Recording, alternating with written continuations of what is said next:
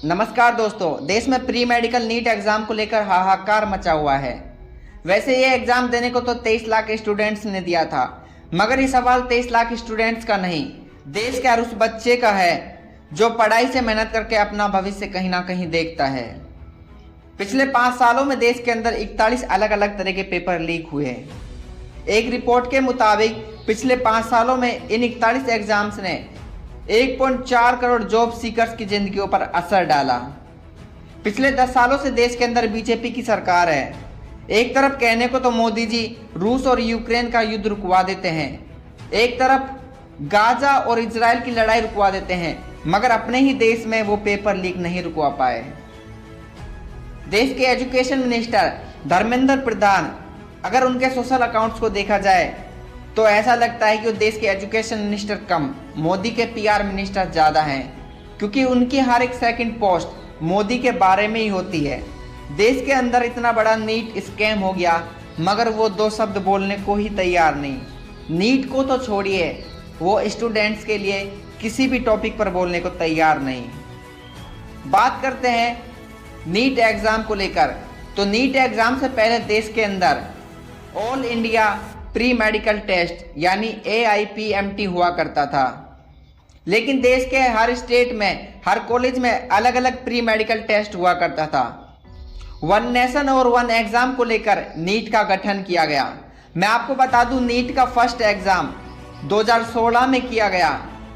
2016, 17 और 18 3 साल इसकी जिम्मेदारी CBSE को सौंपी गई। उसके बाद इसकी जिम्मेदारी 2019 में NTA यानी नेशनल टेस्टिंग एजेंसी को दे दी गई। आपकी जानकारी के लिए मैं बता दूं, NTA का गठन 2017 में किया गया था। इसका गठन किया तो इसलिए गया था कि स्टूडेंट्स में ज़्यादा ट्रांसपेरेंसी देखने को मिलेगी, स्टूडेंट्स में कॉन्फिडेंस लेवल बढ़ेगा, लेकिन हुआ इसके अपोजिट। बात करते हैं 5 मई 2024 की, जब देश के 23 लाख स्टूडेंट्स ने नीट का एग्ज़ाम दिया।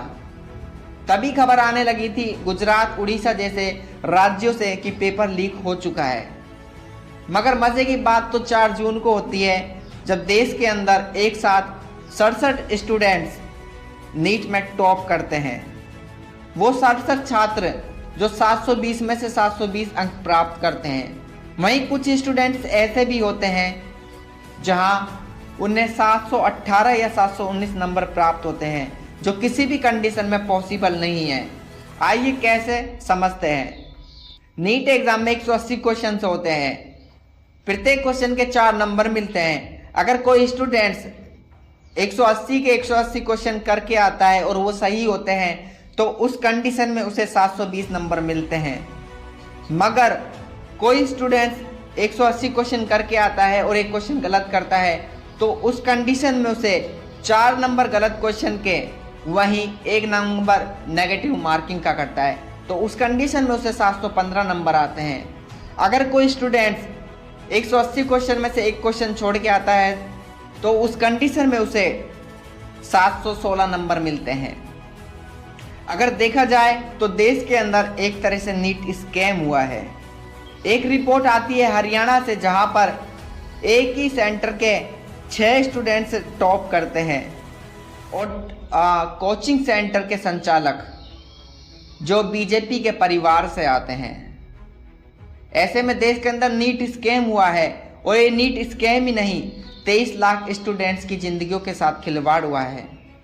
आपकी क्या राय है, मुझे कमेंट करके ज़रूर बताएं। मैं फिर मिलूंगा अगले वीडियो में नए अपडेट के साथ। जय हिंद, जय भारत।